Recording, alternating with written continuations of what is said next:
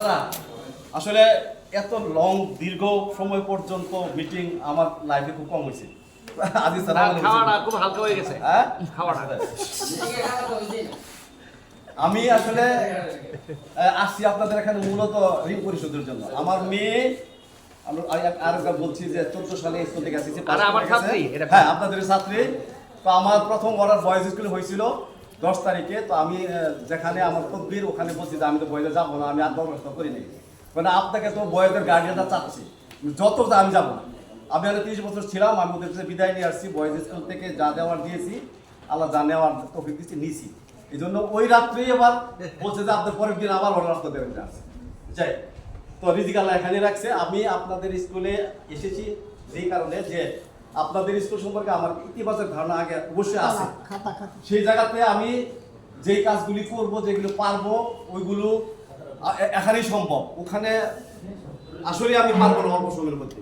ওই স্কুলের অবস্থা এমন যে আমরা যারা বলছে যারা আছে যে ওটা কন্ট্রোল করতে হলে কমপক্ষে আমার 5 বছর চাকরি থাকতে হবে এবং ফুল প্রেজেন্ট ওখানে হেডমাস্টার দায়িত্ব আমাকে পেতে হবে। এগুলো আমি আমার দিক থেকে বলছি। আর অন্যরা যদি পারে ভালো, যেটা আছে উনি ভালো মানুষ, করুক, অসুবিধা নেই। আমি আপনাদের এখানে স্বাচ্ছন্দ্য বোধ করছি। একটু ডেলি আমার 100 টাকা 50-60 টাকা ইয়ে লাগে, ভাড়া লাগে, তবে ইনশাল্লাহ আমি স্বাচ্ছন্দ্য বোধ করছি। আর স্কুলটা আমাদের একাডেমিক সাইডে আমি বলছি যে আমার জীবনটাই শিক্ষকতায় কেটে গেছে। তো শেষ বয়সে যাই হোক, তবুও আমি খালি বলতাম যে কবে হেডমাস্টার হবো। কেন হেডমাস্টাররা আর্থিক ব্যাপারে এরকম করে, কেন হেডমাস্টাররা এই জায়গাগুলিতে চাপ দেয়, কেন এই কাজগুলি করে। তা আলহামদুলিল্লাহ চেয়ার পেয়েছি। তো চেয়ার পেয়ে সেটা আনন্দিত না, আমি টেনশনে মুক্ত করি। প্রতিদিন রাতে ঘুমানোর আগে চিন্তা করতে হয়, সকালে হজর করে চিন্তা করতে হয় যে কখন কিভাবে কোন কাজটা করবো। কাজগুলো বসে লিস্ট করি, ওখানেও করছি। এখন বুঝি যে আসলে এটা হলো একটা মানে আগুনের চেয়ার। এই চেয়ারে বসা চেয়ে এই চেয়ারের মান রক্ষা করা আরো অনেক অনেক বেশি কঠিন। তো যাই হোক, স্কুলটা হলো একটা টিম ওয়ার্ক। এককভাবে এতগুলো মাস্টার ডিগ্রি কোনো জায়গায় নাই, কিন্তু যে কোনো জায়গায় যাবেন একজন বস, একজন কেরানি বা একাধিক কেরানি, কয়েকজন পিওন, 1.5জন পিওন নিয়ে কিন্তু ওই ডিপার্টমেন্ট। তো আবার এখানে সবাই বসের মতো যোগ্যতা রাখে। এখানে বসিং করা আর অন্য জায়গায় বসিং করার বিষয়টা সম্পূর্ণ আলাদা। এই জন্য আপনারা যারা এমএড করছেন ওখানে কিন্তু বলা আছে ইন্সপেকশন এবং সুপারভিশন একটা শব্দ আছে। ইন্সপেক্টর যে উনি পুলিশি, আর সুপারভিশন যেটা এটা হলো মানবিক। তো এখানে সুপারভিশন, এই জন্য কিন্তু কোনো স্যারকে আমরা স্যারই বলি না, কিন্তু স্যারকে আমার কাছে আসতে বলি সালাম দাও বলি না, বা এখানে মানবিক দিকটাই মেন। কারণ শিক্ষকরা আবার বেশি সেন্সিটিভ, কোন কথাতে কোন জায়গায় উনি কষ্ট পাই সেটা বলা মুশকিল। সুতরাং এই জায়গাটা খুব কঠিন। তো এই টিম ওয়ার্কের জায়গাটায় আপনারা সবাই বলেছেন যে ঐক্য আছে এখানে, কোনো ধরনের নেই, নেতিবাচক মনোভাব নাই, এটা আমার খুব ভালো লাগছে। তো কিশোরগঞ্জ থেকে এখানে আয়সা আমি খুব ভালো করছি, কারণ ওখানে যাওয়া আসার পরে গেলে আমার ভালো। কিশোরগঞ্জের মিঠামইনে পা রাখলে ওখানে অক্সিজেনে আমার শান্তি দেয়। যাওয়ার পথে পুরো বাতাস, প্রিয় অক্সিজেন, নদী, মাছ, মানুষগুলি সব ভালো। এর একদিন আমার বই এগুলো পাবেন, গল্প করবো। এটা আমার হাওয়ারের গল্প বইটা, এগুলো আসবে। আবার যদি কেউ ইউটিউবে সার্চ দেন ওখানে কিছু আছে। তো এই বিষয়টা আমি আপনাদের বলতে চাচ্ছি। আর এসএসসিতে যে বিষয়টা বলছিলাম যে ফাঁকে ক্লাসটা হতে পারে, গেছি।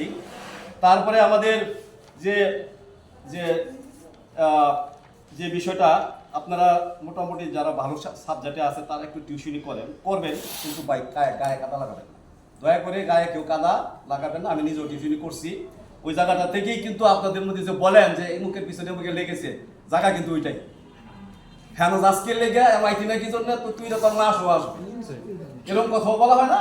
আবার এমনও বলা হয় এমন কষ্ট কোনো তোর বাপে পারতো না। যাই হোক, ওই জায়গাতেই কিন্তু শুরু হয়। তো ওই জায়গাটাতে আপনার সেন্সিটিভ জায়গাটায় আপনার রিজিক তো আসবেই। এখন আপনার যদি খামসান তাইলে হবে না, আসবেই। ওই জায়গাটা দয়া করে আপনারা একটু ভালো থাকার চেষ্টা করেন, তাইলে ইউনিটি থাকবে।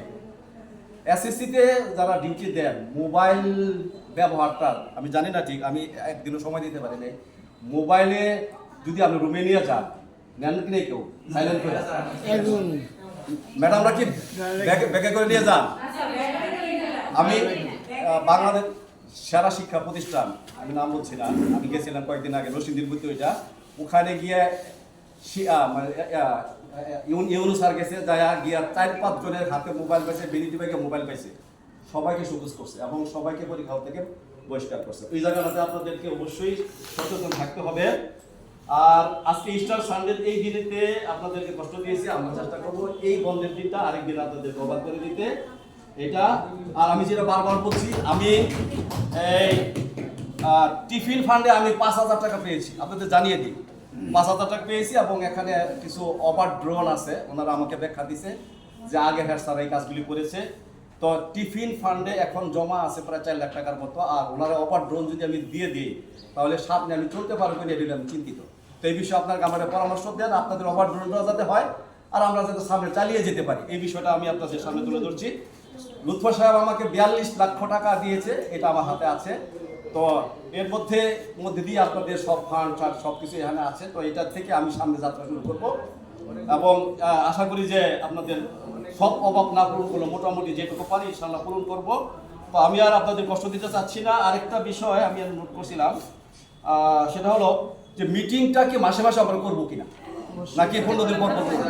হ্যাঁ, মাসে একবার মিটিং হবে হবে। আর এই রেজুলেশন খাতা হবে, রেজুলেশনে সবগুলি কথা আসবে, আপনারা সিগনেচার দিবেন। আমি যে কদিন আছি ইনশাআল্লাহ এগুলো রেজুলেশন হবে। সকলকে ধন্যবাদ জানিয়ে আমাদের ইসহাক স্যারের নব রত্ননাথ কন্যা সন্তান জন্ম দিয়েছে, কন্যা সন্তান প্রথম জন্ম দিয়ে সৌভাগ্যের আমারও মেয়ে। আর আমি